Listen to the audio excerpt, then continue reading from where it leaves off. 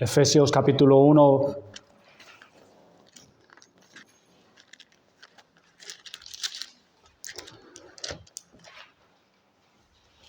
versículo 7. He titulado este sermón La palabra más dulce del Evangelio. Dice la palabra de Dios: en quien tenemos redención por su sangre, el perdón de pecados, según las riquezas de su gracia. Quiero pedirle ayuda al Señor, un momento. Señor Dios y Padre, nos encomendamos a ti en este momento para poder exponernos a la predicación de tu palabra. Gracias por tu fidelidad, porque tú no nos has dejado sin palabra y siempre nos has mostrado tu voluntad a través de ella. Rogamos, Señor, que santifiques a tu pueblo, que nos hagas entender las riquezas de la gracia que Jesucristo ha obtenido para beneficio nuestro, y que también salves a aquellos que no son salvos, hijos tuyos, para que puedan recibir el perdón de pecados y la vida eterna por medio de la fe en Cristo Jesús. Es en su nombre que te lo pedimos. Amén.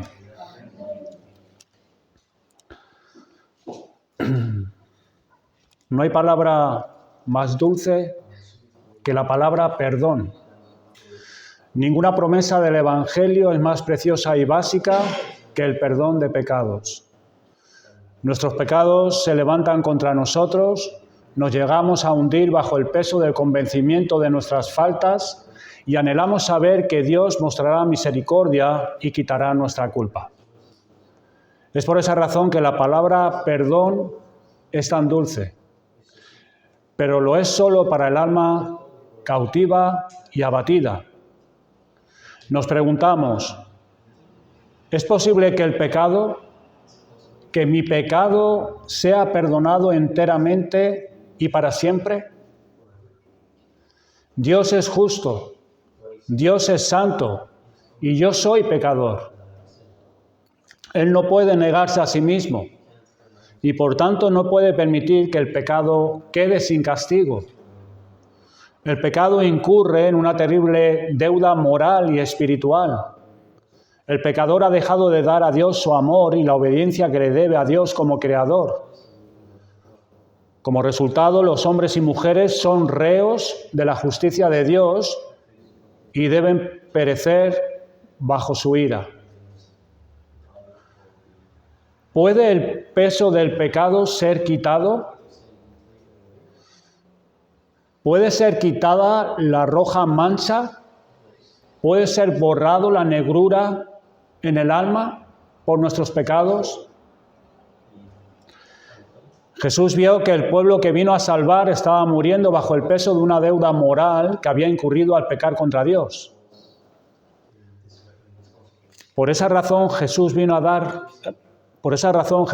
mundo, a dar su vida en rescate por muchos. Cristo vino a pagar por completo el pecado y de este modo asegurar la puesta en libertad o liberación del castigo del deudor. Es por el anuncio de esta noticia a través de la locura de la predicación del Evangelio que a Dios le ha agradado salvar a los creyentes. Por ello, cuando Pablo fue a la iglesia en Corinto, no se propuso saber otra cosa entre ellos, sino a Jesucristo y a este crucificado. El mensaje del Cristo crucificado es un mensaje que por la mayoría es rechazado y ridiculizado. En el tiempo de Pablo, los judíos lo rechazaban porque les era tropezadero. Y los gentiles se burlaban del mensaje de la cruz porque para ellos era una locura. Que Dios se hubiese humanado y se hubiese dejado matar por aquellos a los que vino a salvar para perdonar sus pecados, para los griegos era una estupidez. Los judíos pedían señales y los griegos buscaban sabiduría. Y Pablo escribe: mas para los llamados, así judíos como gentiles, Cristo, poder de Dios y sabiduría de Dios. La Biblia enseña contundentemente que toda la humanidad, por causa de la caída, está en un estado de corrupción e inutilidad. No hay justo ni aun uno. No hay quien entienda. No hay quien busque a Dios. Romanos 3:10. En este solo versículo hallamos 16 palabras en el castellano que nos resume el terrible estado en el cual está la humanidad, para luego desarrollar el apóstol en los siguientes versículos cómo se manifiestan las obras en sus relaciones con Dios y con su prójimo. Nos dice, no hay justo ni aun uno, ha afectado a su alma en el plano moral. No hay quien entienda, ha afectado a la razón, al entendimiento, y no hay quien busque a Dios. El pecado ha afectado a la voluntad del hombre. Ante tal evidencia, Pablo muestra en Romanos 3, 24 y 25, que toda la humanidad ha pecado y todos, absolutamente todos, están destituidos de la gloria de Dios. Para luego añadir que los creyentes han sido justificados gratuitamente por su gracia mediante la redención que es en Cristo Jesús. Redención significa puesta en libertad efectuada por el pago de un rescate. Quiere decir que el Cordero de Dios, Jesucristo, vino a este mundo para pagar por completo el pecado. Ese es el mensaje que Pablo y los demás apóstoles, junto con los discípulos, predicaban. Es el mensaje del Cristo crucificado. Cruz o crucificado lleva implícita la muerte sacrificial de Cristo, porque es lo que fue un sacrificio. La muerte de Cristo fue un rescate sacrificial por muchos. Pablo prosigue en el versículo 25 de Romanos 3, a quien Dios puso como propiciación. Cristo, como eterno sumo sacerdote, se entregó voluntariamente ante el Padre para apaciguar su ira con plena satisfacción, inmolándose a sí mismo en el madero de la cruz y derramando su preciosa sangre para purificación de nuestros pecados, como los profetas habían predicho. Cuando decimos preciosa sangre, no queremos decir que sea bonita, que haya un atractivo en ella, o sea diferente a la sangre de cualquier otro ser humano. Es preciosa por el valor que tiene, y su valor reside por aquel que la derramó, que es Cristo. Porque escrito está, el castigo de nuestra paz fue sobre él, y por su llaga fuimos nosotros curados. Como cordero fue llevado al matadero y fue contado con los pecadores.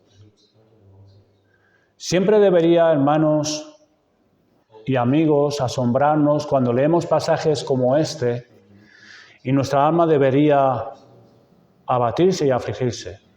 Jesús fue contado con los pecadores. Fue tratado como un malhechor y fue condenado por el gobernador Pilato, aunque lo había declarado inocente. Toda la multitud pidió que Jesús fuese crucificado y que un homicida, Barrabás, fuese puesto en libertad. Él ha pagado lo que no robó. Cristo padeció una sola vez por los pecados, el justo por los injustos. Y esto tanto en su cuerpo como en su alma, sintiendo el terrible castigo que nuestros pecados habían merecido. Fue tanto su agonía, horas antes de su martirio, que sudó grandes gotas de sangre, y él clamó en el madero, clavado, desnudo literalmente en la cruz, Dios mío, ¿por qué me has desamparado? Jesucristo ha padecido todo esto para el perdón de nuestros pecados. Dios ha castigado el pecado de su pueblo en su Hijo amado Jesucristo con la amarga y vergonzosa muerte en la cruz. Y esto fue necesario por causa del furor de la ira de Dios, que solo podía ser aplacada cuando las demandas de su justicia son satisfechas o pagadas plenamente. Dios ha provisto tal satisfacción al enviar a su propio Hijo a morir en la cruz. Como pago de un rescate, la justicia de Cristo es aceptada como un sacrificio para la deuda del pecador, eximiéndole de toda culpa. Como propiciación, su justicia cubre nuestro pecado y nos libra de la ira y del juicio de Dios. De esta manera Dios puede ser justo y al mismo tiempo el que justifica al que es de la fe de Jesús. Nosotros no podemos recibir y aplicarnos a nosotros mismos la justicia y satisfacción de otra manera que no sea por la fe en Cristo. Y esta es producida por el Espíritu Santo. Pablo dijo en 1 Corintios, vayamos allí un momento,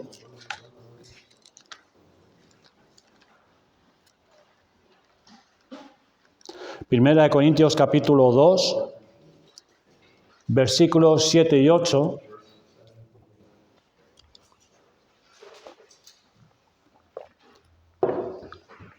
Mas hablamos sabiduría de Dios en misterio, la sabiduría oculta, la cual Dios predestinó antes de los siglos para nuestra gloria, la que ninguno de los príncipes de este siglo conoció, porque si la hubieran conocido, nunca habrían crucificado al Señor de gloria.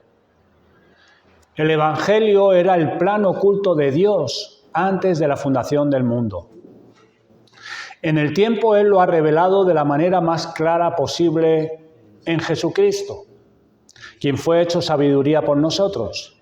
En 1 Corintios 1:30 leemos, mas por Él, esto es, por Dios el Padre, estáis vosotros en Cristo Jesús, el cual nos ha sido hecho por Dios, sabiduría, justificación, santificación y redención. La sabiduría que Cristo es para nosotros está explicada por estas palabras. Justificación. Cristo es hecho justificación por nosotros. Esto es, todo lo que necesitamos para ser justos delante de Dios está en Cristo. Santificación. Para ser santos en esta vida. Y redención. Cristo es hecho redención para nosotros. Esto es, para ver la salvación plena. Todo esto se encuentra en Cristo. Todo lo que necesitamos. Es por el Espíritu Santo que podemos obtener el verdadero conocimiento de este gran misterio. En la creación, las tres personas de la deidad estuvieron involucradas y de la misma manera también lo están en la redención. ¿Y cómo lleva esta obra el Espíritu Santo? Enciende en los corazones una fe sincera, la cual abraza a Jesucristo con todos sus méritos y se lo apropia para sí.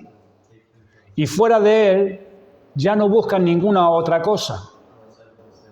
Porque necesariamente, hermanos y amigos, tiene que concluirse o que no todo lo que es necesario para nuestra salvación se halla en Jesucristo, o que si todo está en Él, la persona que posee por la fe a Jesucristo tiene en Él su salvación completa.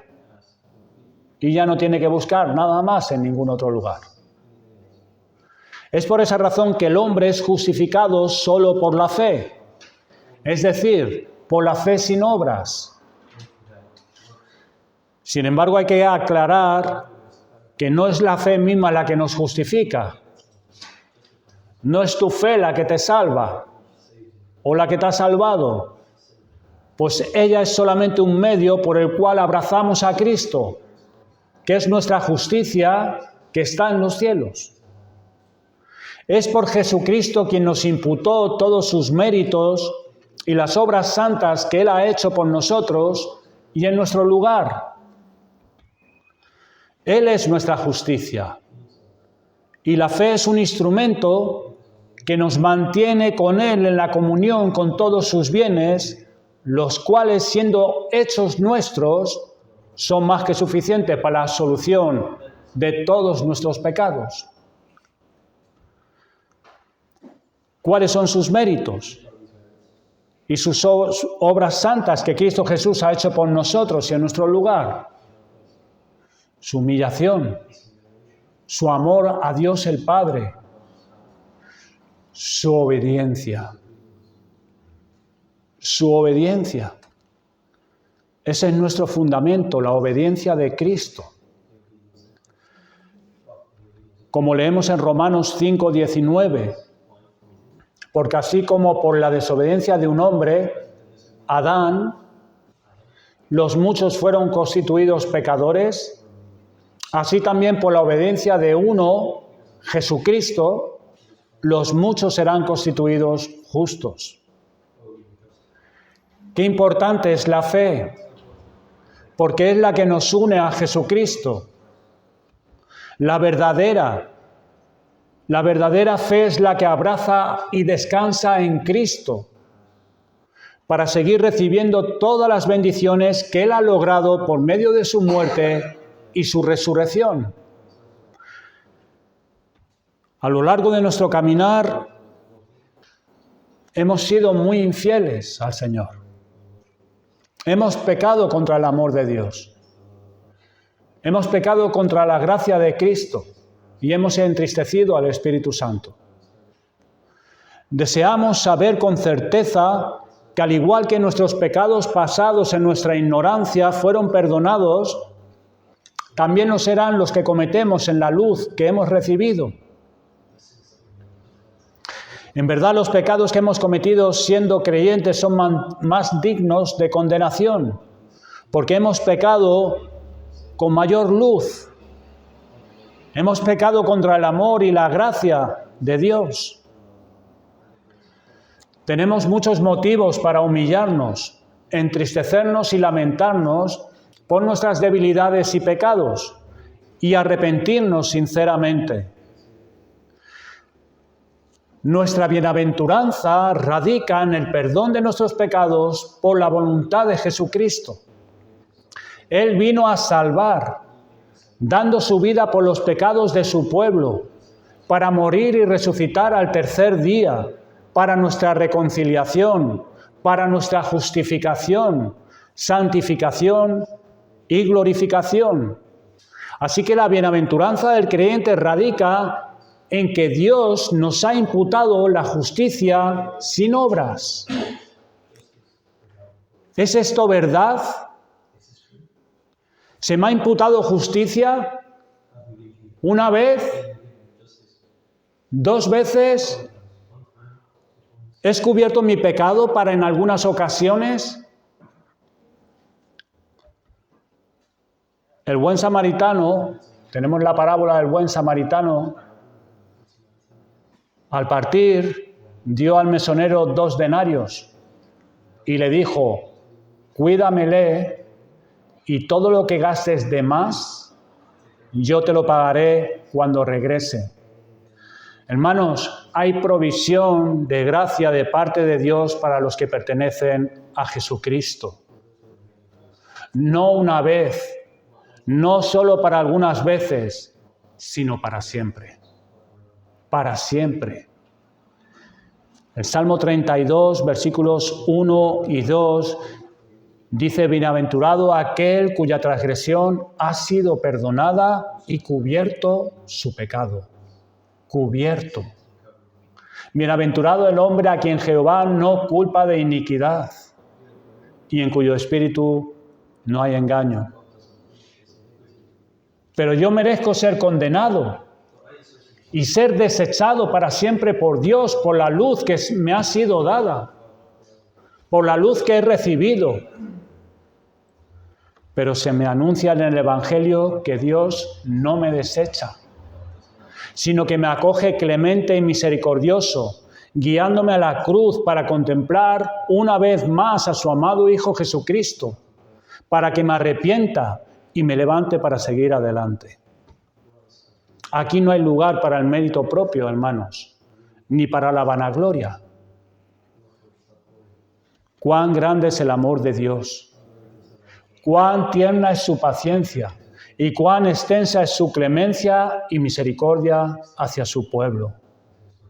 A pesar de nuestras múltiples reincidencias, nuestras debilidades y corrupciones, de quebrantar su santa ley, no caemos de la posición en la cual hemos sido puestos en Cristo, si verdaderamente eres un hijo de Dios, perdonando nuestras transgresiones, cubriendo nuestro pecado, no inculpándonos de iniquidad. Estas son palabras muy dulces y son el fundamento donde siempre hemos de asirnos, dando todo honor a Dios, humillándonos y reconociéndonos tal cual somos, sin vanagloriarnos de nosotros mismos ni de nuestros propios méritos. Son por los méritos de Cristo, apoyándonos y descansando tan solo en la obediencia de Cristo crucificado, la cual es la nuestra propia si creemos en Él. ¿Deseas que tus pecados sean perdonados? ¿Anhelas conocer el amor de Dios y su perdón y ser feliz confiando en Cristo? La obediencia de Jesucristo, hombre, es suficiente para cubrir todas nuestras iniquidades, las pasadas y las presentes, dándonos confianza, librando nuestras conciencias del temor y del espanto de llegar a Dios. No tenemos que hacer como nuestros primeros padres, quienes temblando pretendían cubrirse con hojas de higuera. Porque qué terrible será para cualquiera de nosotros, de los que estamos aquí, que queramos presentarnos con hojas de higuera delante del Dios santo y justo, confiando en nosotros mismos o en cualquier otra criatura, por poco que fuera, porque seremos consumidos. Hermanos y amigos, este perdón está garantizado para todos los que descansan en Jesús. Jesús nos dice que aún podemos ser justificados. ¿Cómo puede ser garantizado nuestro perdón? Si hemos creído en Jesucristo, en el Cristo que fue crucificado, pero no creyendo de una manera intelectual, sino creyendo en que Jesucristo es nuestra propiciación y apropiándonos de Él, creyendo que mis pecados son ahora y para siempre perdonados en virtud de su obediencia y de sus dolores y su muerte sufrida en mi lugar. Es por esa razón que Dios es justo y puede justificar al que es de la fe de Cristo. ¿Crees tú de esta manera en Jesucristo? ¿Cuánto gozo produce esto? Saber que tus pecados han sido perdonados, que cubierto es tu pecado por la obediencia de Cristo. Cada día, cubierto tu pecado. Acudimos a Él en arrepentimiento. Qué feliz seríamos hoy si creyéramos que somos perfectamente perdonados, sin albergar dudas en nosotros, quitada la incredulidad de nuestra alma. Si creyéramos que somos perfectamente perdonados, hay para nosotros abundante gracia que exhibe perdón gratuito, perdón total, pleno y eternamente para todos los que estamos aquí. Hermanos, cuando consideramos cuán horrendos fueron nuestros pecados, cuán preciosa la sangre de nuestro Salvador que derramó para limpiarnos de ellos. ¿Quién es el que estaba colgado en ese madero? Cuán llena de gracia la forma por la cual nos fue revelado Jesucristo por Dios. Hemos de adorar a Dios con profundo agradecimiento. Todos nuestros problemas, los principales problemas, era ese, nuestro pecado, nuestra enemistad con Dios. Y esto tiene que producir profundo agradecimiento. ¿Es así contigo, hermano? ¿Hay profundo agradecimiento en ti hacia el Señor? Hermana, ¿adoras a Dios con profundo agradecimiento? ¿Arde esta mañana tu corazón por amor de Jesús? Nuestra respuesta ahora en adelante debe ser servir todos los días de nuestra vida al Dios humanado por quien somos hoy, si lo eres, un alma perdonada. Tristemente, las últimas generaciones han alzado la voz en protesta contra esta doctrina, la expiación, porque la consideran molesta, por lo que la llaman la teoría bárbara del perdón del pecado por sangre. Pero ¿saben lo que ha cambiado? Ha cambiado su visión del pecado. Si no se tiene un claro entendimiento de la naturaleza de Dios, su santidad y justicia, y una visión correcta de lo terrible, dañino y detestable que es el pecado a los ojos de Dios, la muerte de Cristo se verá como una exageración. Que Dios haya tenido que derramar su ira sobre su Hijo, ¡qué exageración! ¿Saben por qué lo ven así? Porque se ven los pecados como fallos humanos y errores. Pero ¿cómo las meras fragilidades y errores humanos pueden causar la ira de Dios? Porque nosotros somos exhortados en la palabra por el Espíritu Santo que cuando nos ofenda un hermano y sean pecados y debilidades de nuestro hermano, pongamos un manto de amor a nuestro hermano y pasemos por alto la falta. Entonces, si nuestros pecados son meras fragilidades y errores humanos y fallos, ¿cómo puede Dios derramar su ira? ¿Acaso no podría un Dios de amor pasar por alto tales insignificancias? Hermanos, el pecado no es una insignificancia. Las iniquidades contra la ley de nuestro Dios y Creador no son meros fallos humanos o simples debilidades.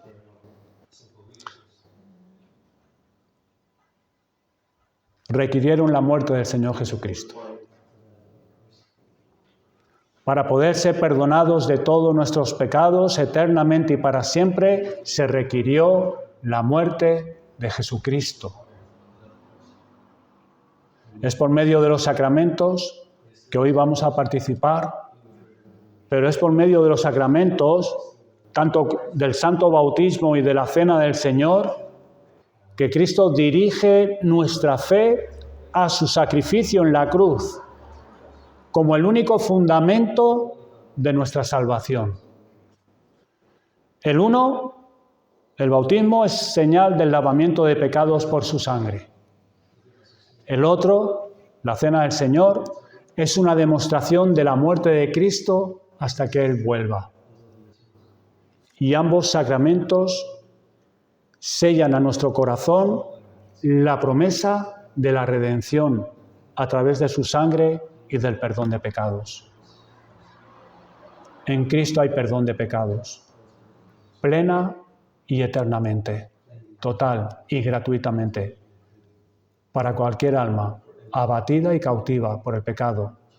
Y es solamente por Jesucristo que los hombres son libertados del poder del pecado y salvados de la ira de Dios, de un Dios santo. Si no estás en Cristo, ve a Cristo. Ve a Cristo.